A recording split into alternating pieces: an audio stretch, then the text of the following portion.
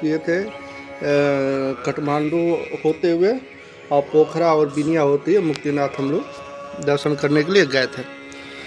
तो आप अगर काठमांडू से पोखरा आते हैं तो वहाँ तक तो रास्ता ठीक है, पोखरा से बिनिया तक भी रास्ता ठीक है।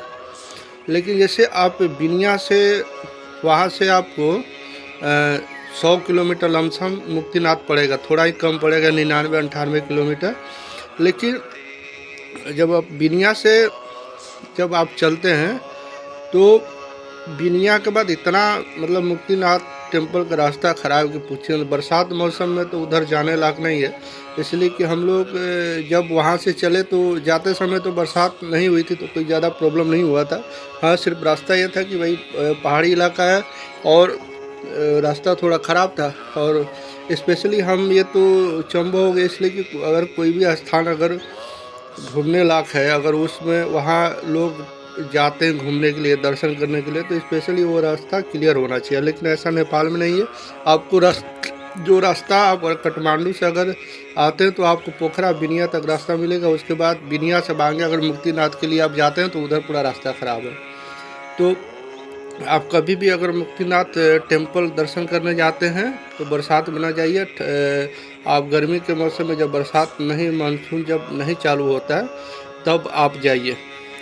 और इसलिए कि वहाँ पहाड़ और ये सब चीज़ें गिरने का बहुत ज़्यादा डर है। ठंडी में भी जा सकते हैं अगर आप अपनी व्यवस्था अगर पूरा करते हैं तो हम आपको एक्सपीरियंस बता रहे हैं। हमने काठमांडू और पोखरा और बिनिया तक गए तो रास्ते में हमको कोई दिक्कत नहीं हुआ। लेकिन हम लोग जैसे बिनिया से हम लोग मुक्तिनाथ टेम्पल के लिए निकले वहाँ से होटल से, तो वहाँ कुछ समय तक तो रास्ता ख़राब थी। लेकिन एक जो हम लोग को नेपाल जो बॉर्डर पुलिस होती है उसमें एक जो पुलिस था, वहाँ हम लोग को बॉर्डर पर जाने के लिए, मुक्तिनाथ टेम्पल जाने के लिए परमिट हम लोग का हर चीज़, आप अगर मुक्तिनाथ जाते हैं तो आप बॉर्डर पर जब घुसते हैं तो उसमें गाड़ी का भंसार बनता है, परमिट बनता है। लेकिन अगर आप जैसे मुक्तिनाथ टेम्पल के लिए आप जाते हैं तो आपको एक आदमी का 1000 परमिट लगता है। यानी अगर आप 2 लोग रहेंगे तो 2000, जैसे जिस जनसंख्या में आप लोग रहेंगे तो वहाँ आपको परमिट लगेगा।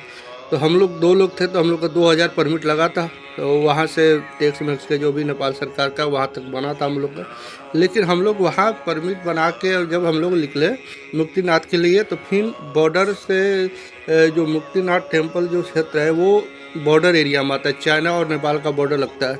लेकिन उसमें हमारे साथ एक छोटी सी घटना हुई थी। नेपाल पुलिस का एक बॉर्डर पुलिस कोई था जो घूस लेने के चक्कर में, उस हम लोग का अपने बाइक से गए थे घूमने के लिए। तो वहाँ क्या हुआ कि वो घूस लेने के चक्कर में, परेशान करने के चक्कर में हम लोग को रोक दिया। बोला कि आप लोग गाड़ी का परमिट कुछ नहीं है। हम लोग सारा चीज़ बनाए थे, लेकिन नेपाल की जनता, सारे पुलिस वाले और सारे जनता ख़राब नहीं है। एक कोई पुलिस वाले आए भैया, तो उन्होंने बोला कि कोई बात नहीं, आप जाओ। तो हम लोग वहाँ से निकले। वहाँ से जब हम लोग निकले तो हम लोग रास्ते में क्या देख रहे हैं कि बॉर्डर की स्थिति जो है वहाँ तो अलग बात है, सब जानते हैं। लेकिन आप बिनिया से जब मुक्तिनाथ टेम्पल के लिए जाते हैं तो बीच में वहाँ मुस्लिमों का जनसंख्या पहले से ज़्यादा बढ़ रहा है। इसलिए उस एरिया को जो मुस्लिम लोग हैं, यानी लोकल का अलग बात है, लेकिन जो मुस्लिम लोग हैं वहाँ कब्जा करने का कोशिश धीरे धीरे लोग कर रहे हैं। इसलिए कि वहाँ हिंदू लोग दर्शन करने जाते हैं और नेपाल भारत का रिश्ता ख़राब करने के लोग प्रयास में लगे हुए हैं।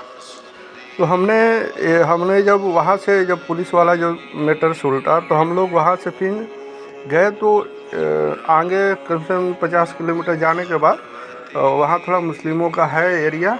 तो हम लोग वहाँ गए तो एक मुस्लिम हम लोग से भिड़ गया था, लड़ाई झगड़ा का थोड़ा योग बन गया, इसलिए हम उससे वीडियो नहीं बना पाए थे। लेकिन ऐसे हमारे साथ घटना हुआ था। और तो हम लोग फिर वहाँ लोकल जो है, एक चीज़ है नेपाल में लोकल जो है, जो स्वयं जो नेपाल के हो बहुत अच्छे हैं। नेपाल की जो जनता है बहुत अच्छी है और बहुत भारत के लोगों का बड़ी इज्जत करते हैं। और ऐसे जो जो हैं मुस्लिम, वहाँ थोड़ा सा ये नाराज़ होते हैं। तो आप अगर बिनिया से आगे जाते हैं तो सावधानी से जाइए। और मुक्तिनाथ टेम्पल दर्शन करने के लिए वहाँ सीढ़ी से भी आप जा सकते हैं। कोई ज़्यादा सीढ़ी का ज़्यादा नहीं है, लेकिन लोग वहाँ सीढ़ी से बहुत ज़्यादा लोग सीढ़ी से भी जाते हैं। और वहाँ गधे का भी लोग सवारी करते हैं। और जैसे आप केदारनाथ में देखते हैं कि बंदे लोगों को बैठा के लेके जाते हैं, तो वैसे भी होता है। तो अगर आप इस वीडियो में देखते होंगे कि लोग ऐसे बैठा के जा रहे हैं, तो आप अपने अनुसार आप दर्शन मुक्तिनाथ टेम्पल का कर सकते हैं। हाँ, लेकिन 1 से 12 से 1 मंदिर जो होती है बंद रहती है। फिर 1 बजे मंदिर आपकी मुक्तिनाथ टेम्पल का आपको खुलेगा। तो लेकिन वहाँ एक चीज़ हम विशेष हमको नेपाल में क्या अच्छा लगा, जैसे हमारे भारत में आप देखते होंगे कि